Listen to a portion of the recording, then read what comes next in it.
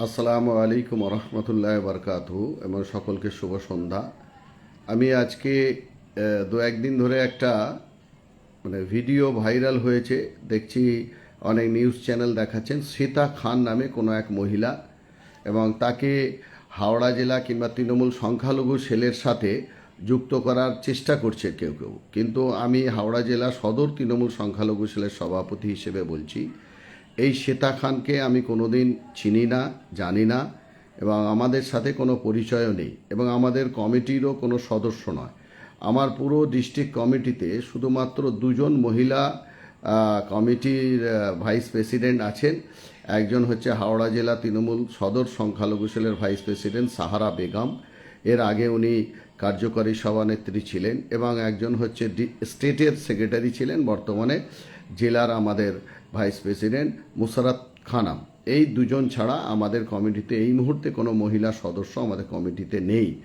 এবং দেখা যাচ্ছে কিছু আমাদের নেতৃত্ব সাথে ছবি তুলেছেন। এই ব্যাপারটা সম্পূর্ণ দেখুন, রাস্তা দিয়ে কোনো প্রসেশন যাচ্ছে, কোনো প্রোগ্রাম হচ্ছে, আর আমাদের অবিস্মম্য নেতা হাওড়া জেলার যিনি প্রতিষ্ঠাতা তৃণমূল কংগ্রেসের এবং হাওড়া জেলার নবরূপকার অরূপ রায় মহাশয়ের পাশে দাঁড়িয়ে প্রতিটা মানুষেরই মনের ইচ্ছা থাকে একটা সেলিব্রিটি, এত বড় একজন সমাজসেবা, এত বড় মিনিস্টার নেতার পাশে দাঁড়িয়ে একটা ছবি তুলে নেব। সেইভাবে কেউ হয়তো কোনো সময় ছবি তুলে নিয়েছে।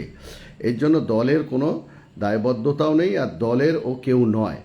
এবং যে সংখ্যালঘু বলছেন, ওটা হচ্ছে পশ্চিমবঙ্গ বঙ্গীয় সংখ্যালঘু মঞ্চ। এখানের সাথে তৃণমূল কংগ্রেসের কোনো নাম যুক্ত নেই। এটা একটা শেখ হানিফ নামের নিবড়ার একজন ব্যক্তিদের, ওদের একটা স্বেচ্ছাসেবী সংস্থা, ওরা সংস্থা চালায়। সেই হাওড়া জেলায় দায়িত্ব নিয়েও কাজ করে। সেটা সেই সংস্থার হয়তো সদস্য হতে পারেন, খোঁজ নিলে দেখবেন। কিন্তু তৃণমূল সংখ্যালঘু সেলের কোনো সদস্য কিংবা কোনো সম্পর্ক নেই। আমি এটার জন্য চ্যালেঞ্জ জানাচ্ছি।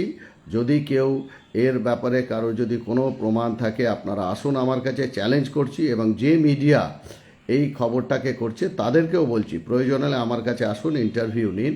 আমি পরিষ্কার করে দেব যে আমার হাওড়া জেলা সদর তৃণমূল সংখ্যালঘু সেলে এই ধরনের মানুষদের কোনো দিনই জায়গা হবে না। কারণ আমরা তৃণমূল কংগ্রেস নীতি আদর্শ মেনে চলি, এবং আমার কমিটিতে ম্যাক্সিমাম এডুকেটেড পারসন এবং যারা সমাজসেবামূলক কাজ করে, যারা এডুকেশনের সাথে যুক্ত, এই ধরনের মানুষ বেশি বেশি আছে।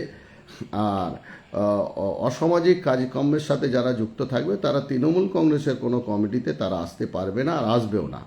এটা আমি আপনাদের বলছি।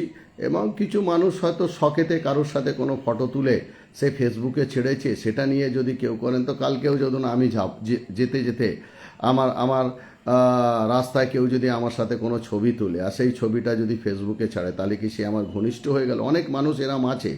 আমরা তো ছোটোখাটো লিডার, আমাদের সাথে অনেক ছবি তোলে, আমরা তাদের চিনি না। তাহলে আমাদের লিডার, আমাদের হাওড়া জেলার প্রতিষ্ঠাতা সভাপতি যিনি, যার হাত ধরে আমরা সকলে রাজনীতি শুরু করেছি, সেই অরূপ রায় মহাশয়ের সাথে তো অনেক এরম অসংখ্য মানুষ এসে ছবি তোলেন। সেই ছবি তোলাতে কোনো দোষ নেই। মানুষ ভালোবেসে কারোর ছবি তুলতেই পারে কারোর সাথে।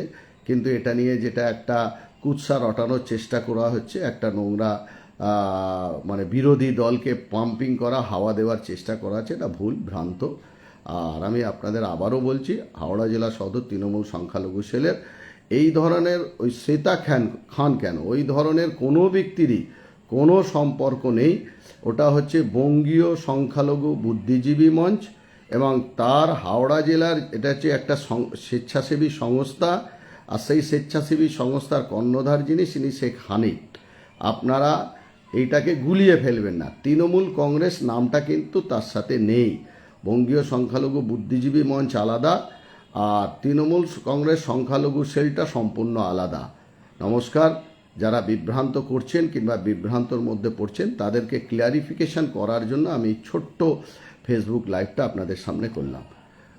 সকলে ভালো থাকবেন।